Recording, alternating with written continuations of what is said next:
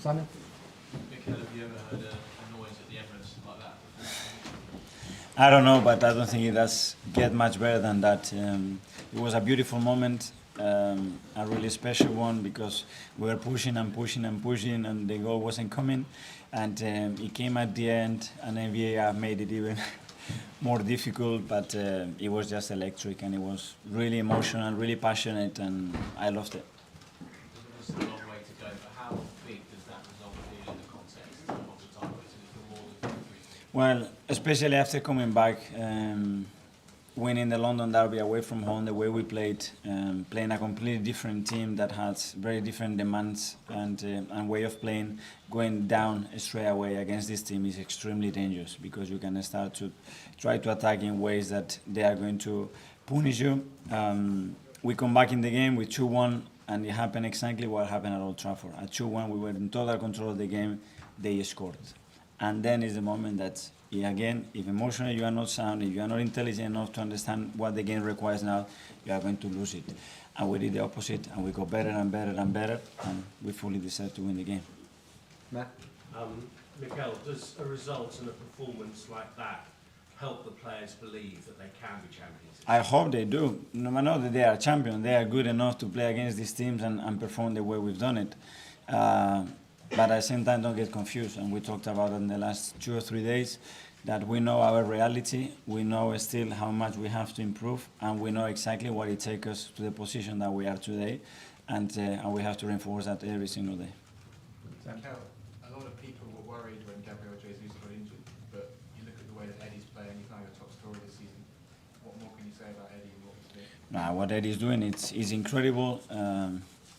We cannot say we saw that. We were hoping that he could do that because of the way he is, because of his mentality, because of his qualities, obviously, and how those qualities fit within the team. But yeah, losing Gabi was a big blow. It is a big blow today, but Eddie is responding, and the team, I think, in an exceptional way. Yeah. Hi, Mikel. Different from Beacons. How do you keep the young players in the squad level-headed? Sorry? How do you keep players in the squad, young players in the squad, level-headed after victories like today? Well, reminding them every single day. That's why we always talk about what we're going to do tomorrow, what we're going to control today, that it's in our hands, because this league is so competitive and so demanding that the opponents are going to make life very difficult. So make sure that we help ourselves every day to get better. Mikel, a lot of people were questioning whether Eddie was the right decision to extend his contract in the summer. You saw a lot of it in him. You always had faith in him. What is it that you've seen specifically in him that made you have that faith? The qualities that he has, how much he wants it, how much belief he's got in himself to become Arsenal's number 9, his desire, his background. We are with him every single day. It's a special kid. He's so loved by everybody at the football club. He's got a real Arsenal heart and spirit within him, and that's very special. And you cannot put that into numbers, but he's really, really good. Obviously, you missed the big chance just before he got the winner. What does that say about his personality? And the next time he's going to try again, and he's going to miss chances, and he's going to miss more chances this season for sure. But I guarantee you that the next one he's going to try to do it again. He's not going to hide. Jakob Kivior was watching on today. What can you say about his arrival? How excited are you having him into the squad? We can talk about that when everything is finalized. Thank you. Mikel, just on the win, a lot's talked about sort of belief of the players. When you think of this win, the way it was achieved, you think of the win against Liverpool, winning at Stamford Bridge, winning at Spurs. Each of these big moments, big wins, be a tick-tock win. What does it add to the dressing room and the belief within it? Well, belief, confident that we are in the right direction, that they feel that our way of playing is going to reward them, because it has to be the case. When I see Tomiyasu chasing the goalkeeper and the way he comes back, that's someone that feels it. No, you don't do that kind of action, because that action you don't train it, but it's just pure spirit, pure belief, and pure commitment of what we do. And in my opinion, this is the way we have to continue. Mikel, we're halfway through the season now, exactly, in terms of games. Can you sum up the first half of the season for us? A bit of a half-term report? Extraordinary, I would say.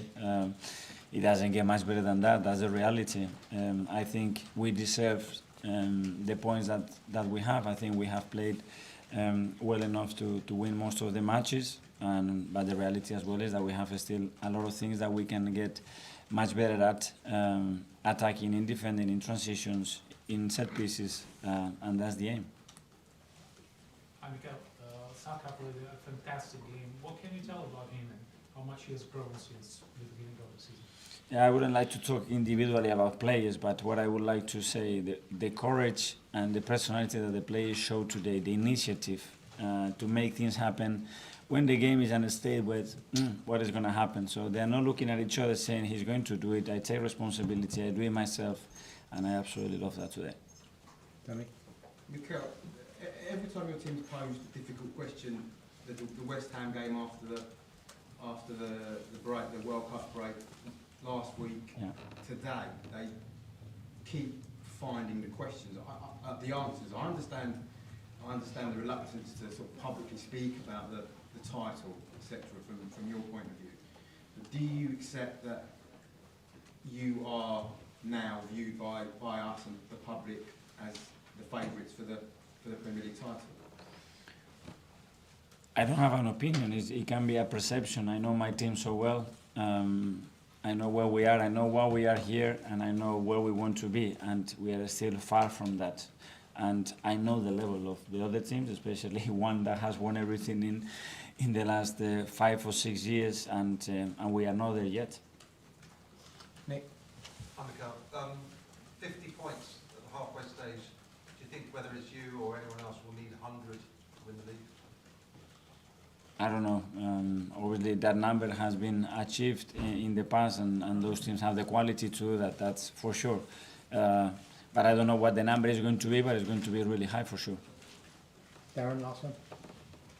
Do you feel now that the mentality of everyone in the squad now is where you want it to be? Today, particularly today, what I've seen there, yes. Tomorrow, I don't know, or next week, I don't know. And that's the team balance and the temperature of a team that unfortunately you have to always tweak it. But today, yes. Thanks, everyone. Thank you.